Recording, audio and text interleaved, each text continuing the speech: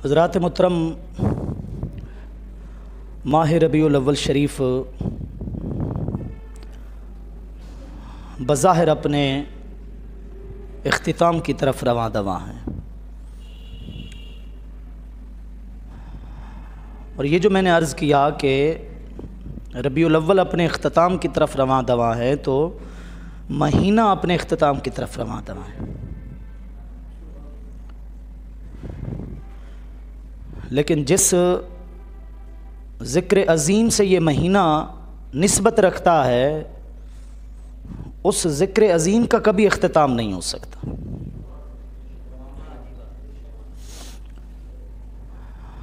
महीने, दिन, साल गुज़रते रहे, गुज़र रहे हैं, गुज़रते जाएंगे, लेकिन न मिटा है न मिटेगा कभी चर्चा तेरा। चर्चा मज़ीद बढ़ रहा है, ज़िक्र को मज़ीद चार चांद लग रहे हैं। वलल आखिरतु खैरुल लक मिनल ऊला। हर आने वाला रबीउल अव्वल गुज़रे रबीउल अव्वल से ज़्यादा हुजूर की अज़मत की दलील बन रहा है। रबीउल अव्वल तो साल में एक बार आता है। यहाँ मसला ये है कि हर गुज़रने वाली घड़ी से ज़्यादा हर आने वाली घड़ी मेरे आका की शान बढ़ा कर आती है। और वो शान घटे कैसे जो रब ने बढ़ाई है। जिसे रब बढ़ा दे उसे कोई नहीं घटा सकता। चश्मे अक़वाम ये नज़ारा अबद तक देखे, रिफ़ाते शान व रफ़अना लका ज़िक्रक देखे। कौमें अपनी निगाहें खोलें और सिर्फ अब नहीं, क़यामत तक के लिए देखती जाएं कि जिस रब ने अपने महबूब से व रफ़अना लका ज़िक्रक का वादा किया कि हबीब हमने तेरा ज़िक्र तेरी खातिर बुलंद करना है, कौमें आंखें खोल कर देखें कि वो रब अपना वादा निभा कैसे रहा है। तो इसलिए जिसका ज़िक्र बढ़ाने वाला हय्युन ला यमूत है, हमेशा से ज़िंदा है और हमेशा ही उसे ज़िंदा रहना है। ला तअख़ुज़ुहु सिनतुम वला नौम, जिसे न नींद आ सकती है न ऊँघ आ सकती है। वयब्क़ा वजहु रब्बिका ज़ुल जलाली वल इकराम, हर चीज़ के फ़ना होने के बाद उसकी ज़ात बाक़ी रहेगी। तो जिस हस्ती का उसने ज़िक्र बुलंद किया है वो ज़िक्र भी बाक़ी रहेगा। ज़िक्र करने वाले, ज़िक्र बताने वाले, ज़िक्र लिखने वाले, ज़िक्र सुनाने वाले अपनी अपनी आखिरत बना रहे हैं, अपनी अपनी मग़फ़िरत का समा इकट्ठा कर रहे हैं। लेकिन आप अलैहिस्सलातु वस्सलाम के ज़िक्र का एक बाब भी अभी तक मुकम्मल नहीं हुआ। यूँ समझिए कि अज़मत पर एक किताब लिखी गई है और उम्रें गुज़र गई हैं, सदियाँ गुज़र गई हैं। उस किताब का पहला सफ़ा दिबाचा ही मुकम्मल नहीं हुआ। किताब शुरू होना या उसका ख़ात्मा और ख़त्म होना तो बाद की बात है। उस किताब का पहला सफ़ा ही अभी तक बयान नहीं है। कुरान मजीद की सबसे छोटी सूरत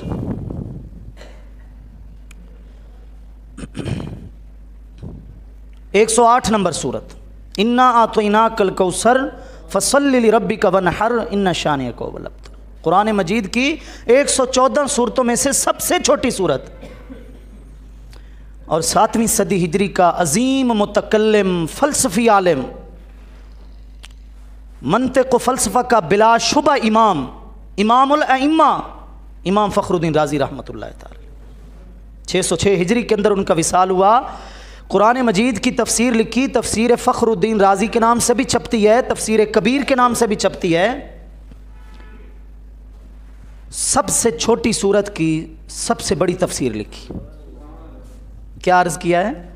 कुरान मजीद की सबसे छोटी सूरत जो मेरे आका की अज़मत में वारिद हुई, उसकी सबसे ज़्यादा तफसीर लिखी है, सफ़हात भर दिए हैं।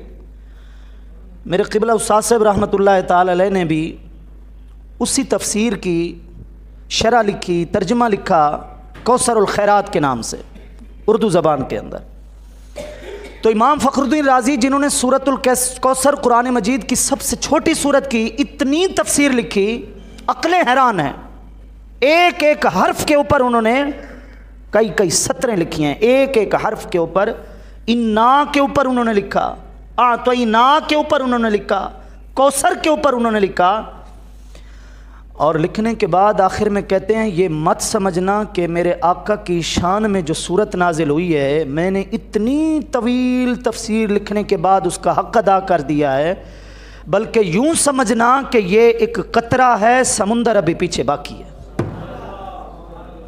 ये अभी हुजूर की शान में जो कुछ मैंने लिखा है एक कतरा है और पीछे समुंदर अभी बाकी।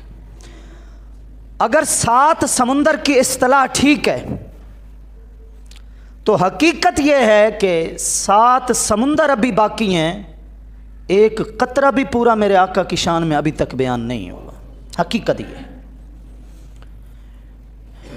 असलाफ ने यही समझाया है हमें। हमारे पुराने बुजुर्गान दीन जिनकी किताबों को पढ़कर लोग उलमा दीन की वजाहत करते हैं, तशरीह करते हैं, तहकीक करते हैं, मसाइल का हल पेश करते हैं, उन्होंने भी यही कहा है। इमाम अब्दुल रऊफ़ मुनावी रहमतुल्लाह ताला अलैह जिनका विसाल 1031 हिजरी के अंदर हुआ, अपनी किताब अल कवाकिब दुर्रिया की पहली जल्द के अंदर लिखते हैं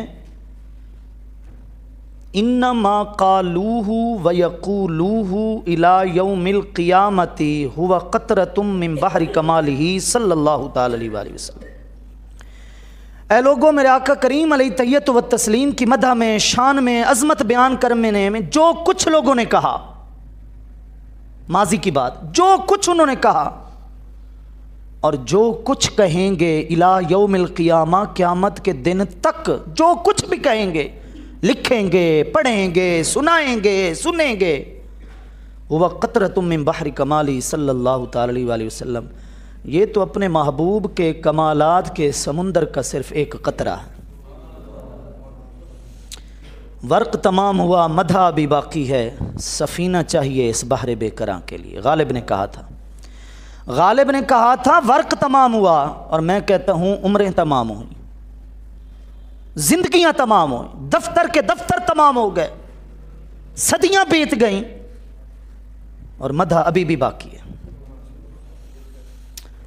हज़रत हसानुल हिंद सैयदी आला हज़रत रहमतुल्लाह ताला अलैह ने जब लिखा कि क्या क्या कहूँ आका, तुझे ये कहूँ या ये कहूँ, क्या कहूँ और क्या ना कहूँ, सरवर कहूँ कि मालिक व मौला कहूँ तुझे, बाग़े खलील का गुल ज़ेबा कहूँ तुझे, तेरे तो वस्फ़ ऐबे तनाही से हैं भरी, हैरान हूँ शाह मैं क्या क्या कहूँ तुझे। आखिर में भला क्या कहते हैं? कहते हैं लेकिन रज़ा ने ख़त्म सुखुन इस पे कर दिया, खालिक का बंदा खल्क का आका कहूँ तुझे। समुंदर का एक किनारा है और मेरे आका करीम अलैहि तहियत व तस्लीम की अज़मत बयान करने में भी बस एक ज़ात का किनारा है और वो रब की ज़ात है, वरना बाद अज़ खुदा बुज़ुर्ग तो ये किस्सा है मुख्तसर। बस वो रब की ज़ात है जो ऊंची ज़ात है। हमने अपने बड़ों से सुना है सिर्फ अल्लाह उनसे बड़ा है। हमारे बड़ों ने हमें यही समझाया है कि सिर्फ अल्लाह है, उस मालिक की एक ज़ात है जो मेरे महबूब से बड़ी ज़ात है, बेशक और बेशुबा बड़ी ज़ात है, वरना मखलूक में कोई हुजूर से बड़ा नहीं है, किसी की इज़्ज़त ज़्यादा नहीं।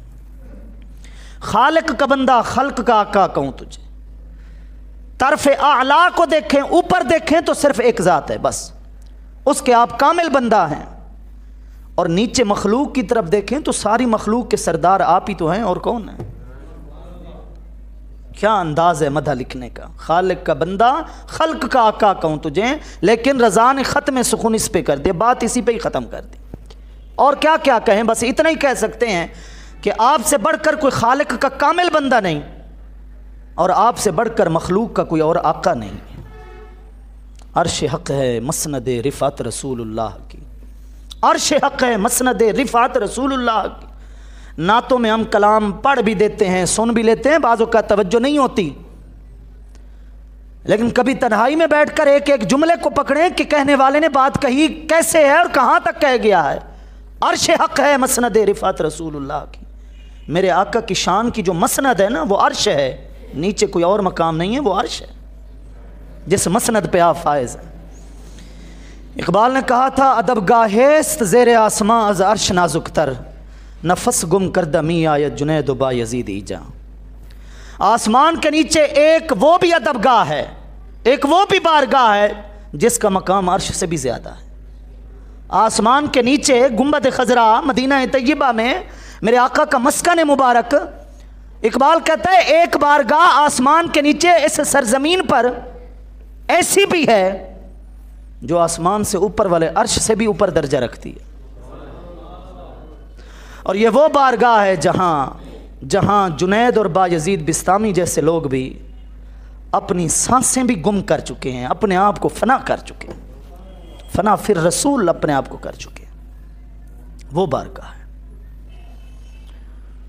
इसलिए जो कुछ कहा जा रहा है, जो कुछ कहा गया, और हम कह क्या सकते हैं, बयान क्या कर सकते हैं।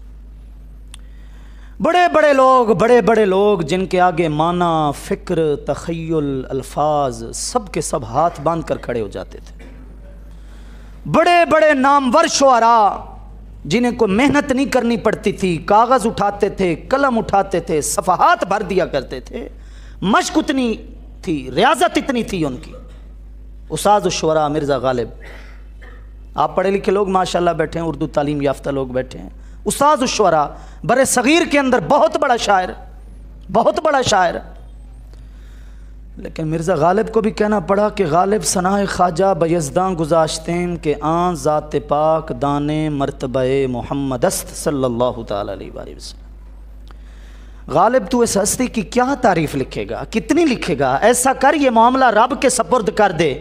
एक रब ही की तो ज़ात है जो अपने महबूब की हकीकत से वाकिफ़ है और कोई वाकिफ़ नहीं। मैंने एक कलाम लिखा था और उसका एक शेर था कि लिखता हूँ नात उनकी बख्शिश का है बहाना, उनकी हकीकतों से वाकिफ़ कहाँ ज़माना, जिनकी सना हूँ करते कुरान के ये पारे। तो जिनकी मदह सना कुरान के पारे कर रहे हों, भला उनकी हकीकतों से ज़माना वाकिफ़ हो सकता है। जिन्होंने नाते मेरे आका की शान में लिखे हैं उन्होंने तो एक बख्शिश का बहाना ढूंढा, चलो मग़फ़रत का कोई वसीला हो जाए, चलो इस बहाने के हुजूर की शान लिखी है, कोई करम हो जाए, कोई जिस्मानी रूहानी शिफा मिल जाए। वरना ज़माना इस इदराक से दूर है। हमारे उलमाए अहले सुन्नत व जमात में बहुत बड़े आलिम फाजिल मुहक्किक गुज़रे हैं, फ़लसफ़ी कलामी आलिम गुज़रे हैं। उलमा में भी बहुत कम लोग उनको जानते हैं। उलमा में भी मौलाना अयूब देहलवी रहमतुल्लाह ताला अलैह, उन्होंने एक रिसाला लिखा मकसूद कायनात सल्लल्लाहु ताला अलैहि वसल्लम। नाम देखें ना ज़रा कि पूरी कायनात में अगर कोई मकसूद है, मतलूब है, तो वो सिर्फ हुजूर की ज़ात है। मकसूद कायनात सल्लल्लाहु ताला अलैहि। और अपने रिसाले के अंदर लिखते हैं कि मैंने हुजूर की शान में सीरत में बहुत पढ़ा है, बहुत पढ़ा है, बहुत पढ़ा है, इतना पढ़ा है कि कुछ भी नहीं पढ़ा। अब ज़रा अकली बात है ना, ज़रा समझें। फरमाते इतना पढ़ा है मैंने हुजूर की सीरत को, इतना पढ़ा है कि यूं समझो कुछ भी नहीं पढ़ा। और फिर कहते हैं कि मैं हुजूर के बारे में इतना जानता हूं, इतना जानता हूं कि यूं समझो कुछ भी नहीं जानता। क्योंकि जो जितना पढ़ लेगा ना वो फिर भी कहेगा कि मैंने तो अभी कुछ भी नहीं पढ़ा। समुंदर की तह तक कौन जा सकता है, सफीना चाहिए इस बहरे बेकरां के लिए। जो जितना भी जान ले मेरे आका की अजमतों को, शान को, रिफातों को, वो आखिर में फिर भी यही कहेगा कि मैं तो कुछ भी नहीं जानता, कोई कुछ नहीं जानता। इमाम बुसीरी शाफी रहमतुल्लाह ताला अलैह, जिनका कसीदा बुर्दा शरीफ अरबो अजम में पढ़ा जा रहा है, मौलाए सल्ली व सल्लिम दाइमन अबदा अला हबीबिका खैरिल खल्क़ि कुल्लिहिम, सबसे ज़्यादा दुरूद शरीफ ये पढ़ा जा रहा है। या दलाइलुल खैरात शरीफ का दुरूद शरीफ है या कसीदा बुर्दा शरीफ है।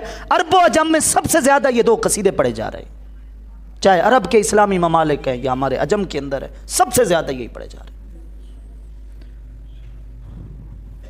और कसीदा बुर्दा शरीफ की अजमत ये है, शान ये है कि इमाम बुसीरी रहमतुल्लाह ताला अलैह ने ख्वाब में इस कसीदे को खुद हुजूर की बारगाह में सुनाया भी है।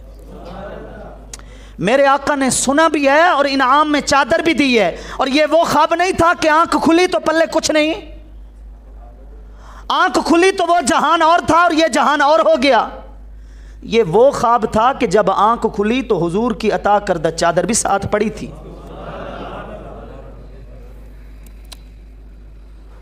और बड़े बड़े बादशाहों की उन्होंने तारीफ़ की, कसीदे लिखे और आखिर में फ़ैसला किया और अपने आप को कहा बुसीरी यार तूने बड़े बड़े शाहों की तारीफ़ें लिखी हैं। आज उसकी तारीफ़ लिखते हैं जिसकी तारीफ़ खुद खुदा ने लिखी है, खुद रब ने लिखी है। आज उसकी तारीफ़ लिखते हैं और पूरा दुरूद शरीफ और हुजूर की अज़मत में पूरा कसीदा लिख डाला। फालिज की बीमारी थी, मेरे आका करीम अलैहि तैयत व तस्लीम ने ख्वाब में दस्त मुबारक भी फेरा जिस्म के ऊपर, चादर भी अता की। जब उठे तो हुजूर की चादर भी दामन में थी और शिफा भी मिल चुकी थी, शिफा भी मिल चुकी। इमाम बुसूरी फरमाते हैं कि कुल्लुहुम मुल्तमिसुन मिर रसूलिल्लाहि सल्लल्लाहु तआला अलैहि वसल्लम व कुल्लुहुम मिर रसूलिल्लाहि मुल्तमिसुन रग़फ़म मिनल बहरि और रशफ़म मिनद दियम। हाय हाय, तर्जुमा सुनिए ना। फरमाते हैं अंबिया हैं, औलिया हैं, सुलहा हैं, कामिलीन हैं, उरफ़ा हैं, जो भी हैं, सूफिया हैं, जिसको जो मिल रहा है कुल्लुहुम मिर रसूलिल्लाहि मुल्तमिसुन, वो ले हुजूर की बारगाह से रहा है, उससे मिल मेरे आका की बारगाह से रहा है। और फरमाते हैं ये मत समझना कि हुजूर ने इतना बांटा और अब पीछे ख़त्म हो गया है। रग़फ़म मिनल बहरि और रशफ़म मिनद दियम, यूं समझो एक समुंदर है और जितना भी अब तक किसी को मिला है बस वो एक चुल्लू मिला है। चुल्लू भरने से भला समुंदर ख़त्म हो जाता है। और दियम दीमतुन की जमा, दीमतुन मूसलाधार बारिश को कहते हैं। फरमाते हैं रशफ़म मिनद दियमी, यूं समझो जिसको जो भी मिला है चंद छींटे मिले हैं, पीछे मूसलाधार बरसती बारिश तो अभी बाकी है, मूसलाधार बारिश अभी बाकी है। फ़इन्न फ़ज़ल रसूलिल्लाहि लैसा लहू हद्दुन फ़युअरिबु अन्हु नातिक़ुन बिफ़मीह, और बात उन्होंने भी ख़त्म कर दी, बात उन्होंने भी ख़त्म कर दी। फरमाते हैं ये ज़बान क्या बयान करेगी, ये मुंह क्या बयान करेगा, जब अल्लाह के रसूल के फ़ضल की, शान की, अज़मत की हद ही नहीं है तो फिर कोई बयान क्या कर सकता है। वो क़िबला हुज़ूर ग़ज़ाली ज़मां रहमतुल्लाह ताला अलैह से किसी ने कहा ना, इमाम अहले सुन्नत हुज़ूर क़िबला ग़ज़ाली ज़मां सैयद अहमद सईद शाह साहब काज़मी रहमतुल्लाह ताला अलैह, फरमा तुम इतना बयान करते हो कि बस हद से भी बढ़ा देते हो। तो क़िबला हुज़ूर ग़ज़ाली ज़मां रहमतुल्लाह ने फरमाया फिर तुम हद बता दो। क्या अर्ज़ कर रहा हूँ, तुम हद बता दो ताकि हमें पता चल जाए कि इससे आगे नहीं जाना। हद तो अर्ज़ कर रहा हूँ बाद अज़ खुदा बुज़ुर्गतुई किस्से मुख्तसर, बस हद सिर्फ रब की ज़ात है और तो हुज़ूर की शान की हद है ही नहीं। इमाम बुसीरी क्यों कह गया कि फ़इन्न फ़ज़ल रसूलिल्लाहि लैसा लहू हद्दुन, हद हो तो कोई बयान करे, हद है ही नहीं, इस ज़बान से कौन क्या बयान कर सकता है। इसलिए रबीउल अव्वल शरीफ गुज़र गए, गुज़र रहे हैं, गुज़र जाएंगे, लेकिन रबीउल अव्वल पहली बहार के माना में, रबीउल अव्वल का माना पहली बहार, गुलिस्तान रिसालत चमनिस्तान नबूवत की मेरे आका पहली बहार हैं और आखिरी बहार है। और एक बहार वो है जिसे मौसम बहार कहा जाता है, वो ख़त्म होता है तो फिर ख़िज़ां की बारी भी आती है, पतझड़ की बारी भी आती है, वो तब्दील होता रहता है। ये वो बहार है जिसमें कभी मौसम ख़िज़ां नहीं आ सकता। ये वो बहार है जो सदा बहार जिसको बोलते हैं, गर्मी है, सर्दी है, कोई कौम है, कोई कबीला है, इस बहार की फ़ज़ा सबको बट रही है, तकसीम हो रही है। बल्कि हक़ ये है कि जिसने अपने आप को मेरे आका के दामन से वाबस्ता कर लिया है उसकी ज़िंदगी भी बहार ही बहार बन गई। ये वो बहार है, ये वो बहार नहीं जिसे एक दिन ख़त्म हो जाना है और फिर इंतज़ार करना पड़ेगा, नहीं। इस बहार को रब ने दवाम नसीब कर दिया है, इस्तिमरार और हमेशगी नसीब कर दी है। कायनात जब तक है ये बहार जारी है, बरोज़ हश्र भी इसकी बहार चलेगी, जन्नत के अंदर भी इसकी बहार चलेगी, कोई शक नहीं। तो आप अलैहिस्सलातु वस्सलाम की शान है, रिफ़ात है, मकाम है, ये किसी आदमी के बस की बात नहीं है, किसी आदमी के बस की बात नहीं।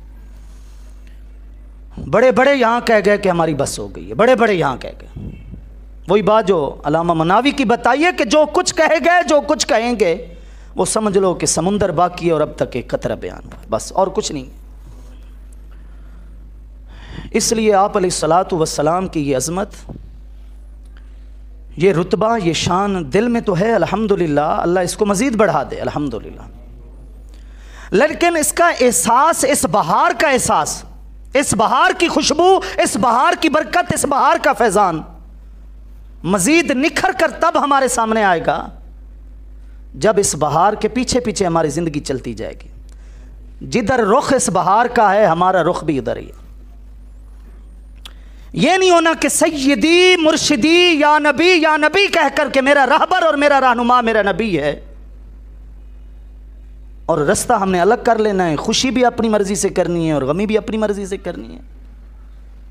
बेटी का रिश्ता, बेटे का रिश्ता, अगर कोई हमें सुन्नत बताए तो हमने कहना है कि सुन्नत को देखें, या जनाब बिरादरी को देखें, रिवाज को देखें, तो लगता है फिर हमने सैयदी मुर्शिदी को समझा नहीं है। जब आपने किसी को रहनुमा मान लिया, और वो रहनुमा जिसके बड़े बड़े रहनुमा खुद मुरीद हैं, जिसके पीछे चल रहे हैं बड़े बड़े रहनुमा, सहाबा इकराम जैसे रहबर, अहले बैत जैसे रहनुमा कौन है? कोई नहीं है। लेकिन वो भी किसके पीछे हैं? इस रहनुमा के पीछे। तो जब उस हस्ती को रहनुमा माना है, तो फिर तेरे रास्ते से क्यों रास्ते हैं हमारे अलग? यूं तो हर बात पे हम बात सुनाएं तेरी, शेर सुनिए ना जरा। यूं तो हर बात में आका हम तेरी ही बात करते हैं, लेकिन रास्ते तो हमने तेरे रास्ते से अलग कर लिए हैं। ये कहाँ की वफादारी है? हमने इकबाल का शेर पढ़ा और कह दिया कि मोहम्मद से वफा तूने तो हम तेरे हैं, ये जहां चीज़ है क्या लौह कलम तेरे हैं। लोगों में ये शेर पढ़ना बहुत आसान है, मैं भी पढ़ता हूँ, आपके अंदर बैठकर पढ़ना मेरे लिए बहुत आसान है। और मैं तनहा किसी कोने में चला जाऊं और अपने आप से सवाल करूं कि मोहम्मद से वफा तूने, अब मैं पूछूं अपने आप से कि कितनी वफा की है और कितनी बेवफाइयां की।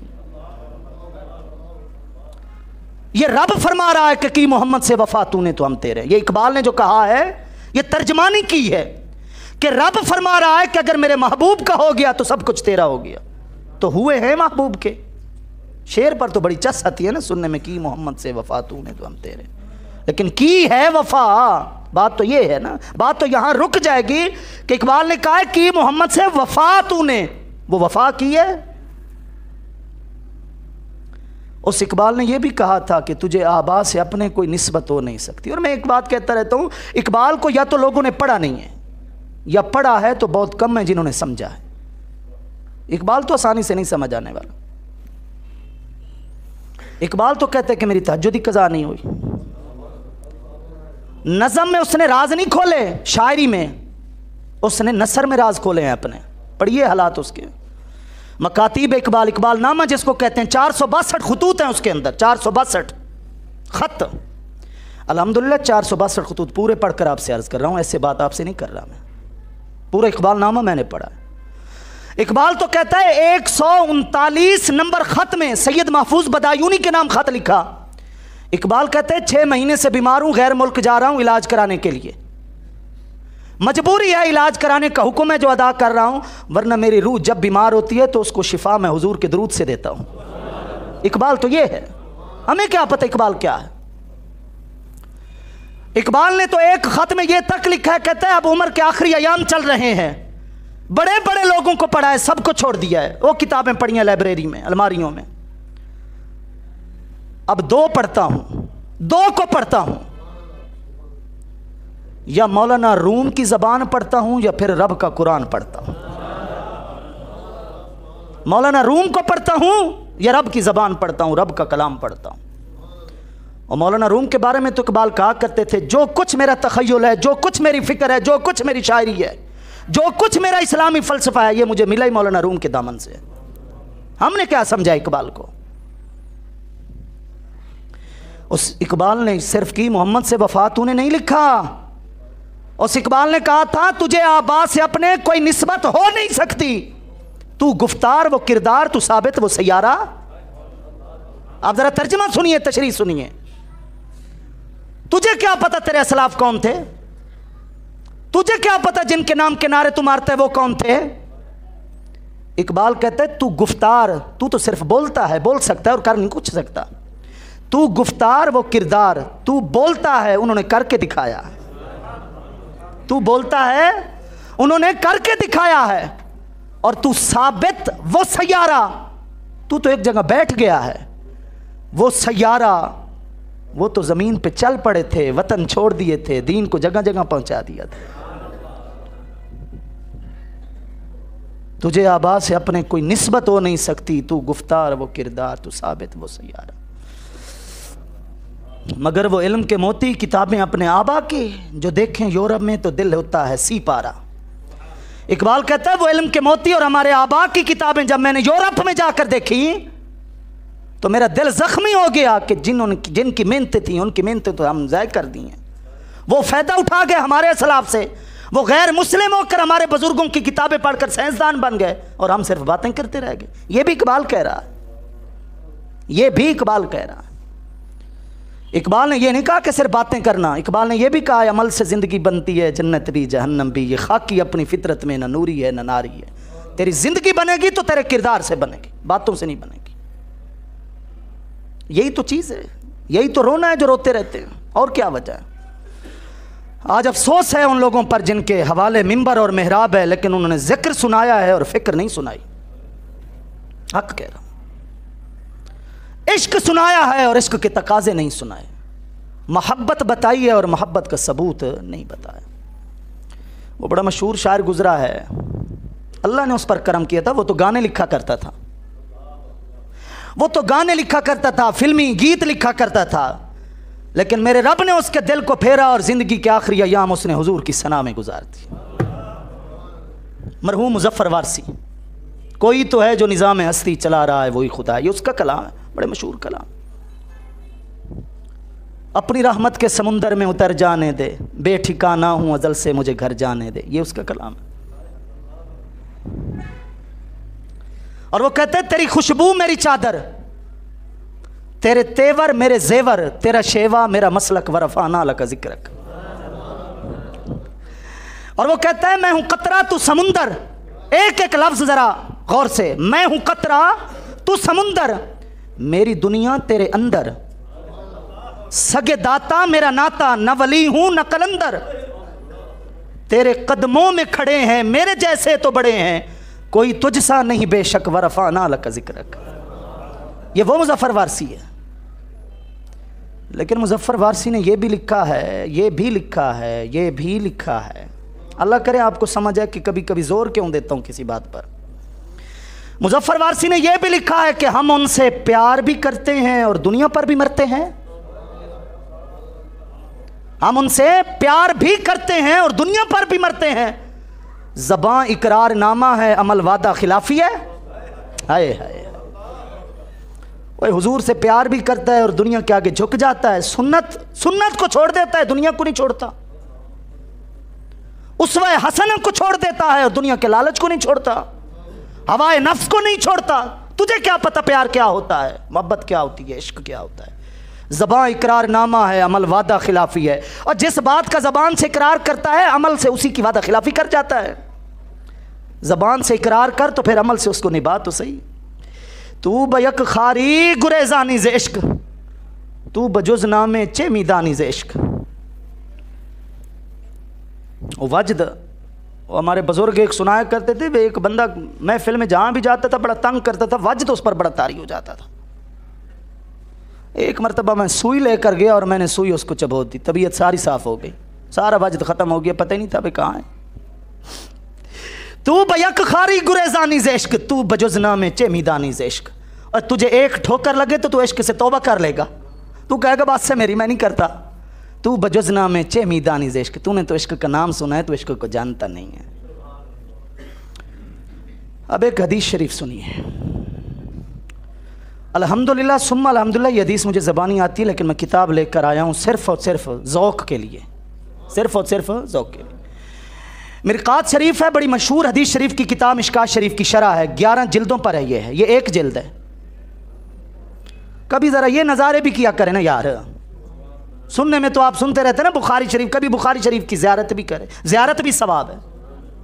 और आपको पता चले बुखारी शरीफ 2 जिल्दों के अंदर कितनी बड़ी किताब है, जिसे 16 साल के अंदर मक्का के अंदर काबा के साए में लिखा गया या मदीना के अंदर गुंबद खजरा के साए में लिखा। ये देखें, ये 11 जिल्दों के ऊपर हदीस शरीफ की शरह की किताब है। मैं उसमें से 8वीं जिल्द उठाए बैठा हूं। अब सुनिए, मोहब्बत भी देखिए, दिल को भी सुकून पहुंचाइए। और ज़िक्र के साथ साथ ज़रा फ़िक्र भी सुनिए, ज़िक्र के साथ साथ ज़रा फ़िक्र भी सुनिए। मेरे आका करीम अलैहित्तय्यत व तस्लीम के सामने इश्क और मोहब्बत का इजहार हुआ और मेरे आका ने इश्क और मोहब्बत की तशरीह बताई कि मुझसे मोहब्बत करने वाला होता कैसे है। मेरे ख्याल इस हदीस को सुनने के बाद इस मौजू को समझने के लिए मज़ीद कोई कमी नहीं रहेगी, आपको समझ आ जाएगी। इसका अव्वल भी समझ आ जाएगा, इस मौजू का आखिर भी समझ आ जाएगा। हज़रत अब्दुर्रहमान बिन अबू क़ुराद रज़ियल्लाहु ताला अन्हु रिवायत करते हैं, नबी करीम सल्लल्लाहु ताला अलैहि वसल्लम ने तवद्दा यौमन, एक दिन वज़ू फरमाया, फ़जाअला अस्हाबहु यतमस्सहून बिवदूइही, सहाबा किराम रज़ियल्लाहु ताला अन्हुम मजमईन मेरे आका के वज़ू का बचा हुआ पानी हाथों में लेकर सीनों पर, चेहरों के ऊपर मलने लगे मोहब्बत में, कि मेरे आका के जिस्म मुबारक से जो पानी लग गया है वो ज़मीन पर न जाए, या तो वो हमारी आंखों पे है या हमारे सीने पे है। ये मोहब्बत थी। और हमारी मोहब्बत तो मेरे आकारी आ गई है, मफादात आ गए, लेकिन सहाबा किराम के बारे में हम ये वहम और गुमान भी नहीं कर सकते। हज़रत अनस रज़ियल्लाहु ताला अन्हु फरमाते हैं, लम यकुन शख्सुन अहब्बा इलैहि मिन रसूलिल्लाहि सल्लल्लाहु ताला अलैहि वसल्लम, सहाबा किराम को मेरे आका से बढ़कर कोई और महबूब और प्यारा था ही नहीं। ये उनकी सच्ची मोहब्बत की बात हो रही है।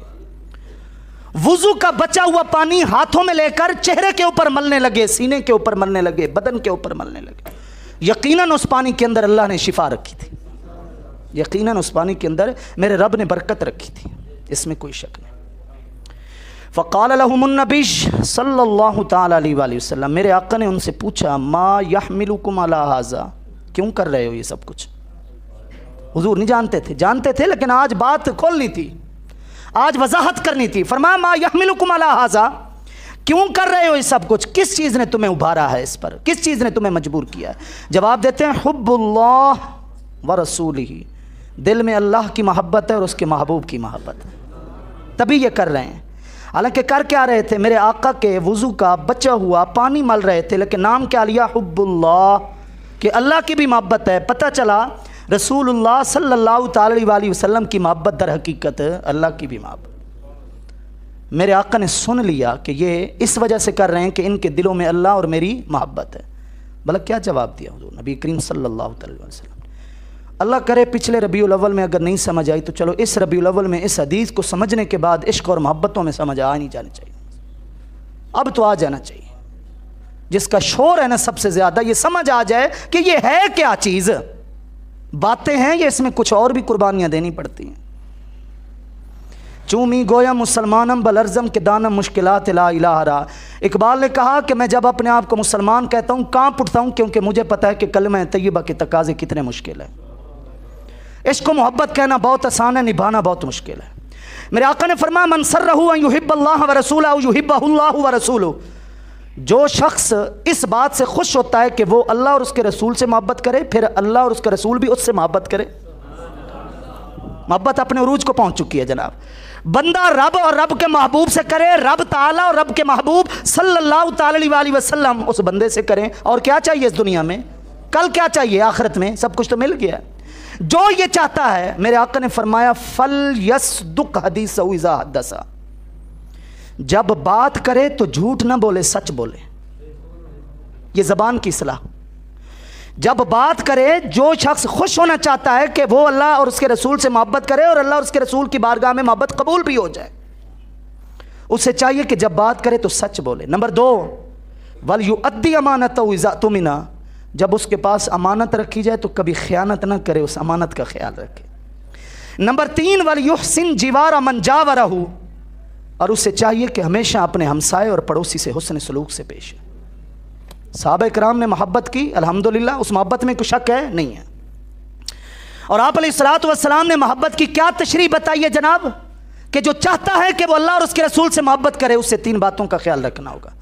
इस ज़बान से कभी उसको झूठ नहीं बोलना, इस ज़बान का ख्याल रखना है। किसी ने अमानत रखी है, चाहे कोई माल दौलत है या कोई राज है, कोई बात है, कोई ऐब है उसका जिसके जाहिर करने से उसकी शर्मिंदगी होती है, ये सारी तशरीह है इसमें, उसका भी ख्याल रखें। और तीसरी बात क्या फरमाई, वल युहसिन जिवार मन जावरहु, मुझसे मोहब्बत करने वाला अपने पड़ोसी से भी हुस्न सलूक से पेश आएगा, उसका भी हक अदा करेगा। बात समझ आ जानी चाहिए मोहब्बत की। इसी मिरकात के अंदर इसी हदीस के तहत मुल्ला अली कारी हनफी रहमतुल्लाह अलैह, जिनकी ये किताब है 1014 हिजरी के अंदर जिनका विसाल है, वो फरमाते हैं पता चला फल मदारू अल अफ़आल बातिना दून अल अहवाल ज़ाहिरा। समझ आ गई हुजूर के फरमान से कि बात सिर्फ ज़ाहिर से नहीं चलेगी, बातिन को भी ठीक करना पड़ेगा।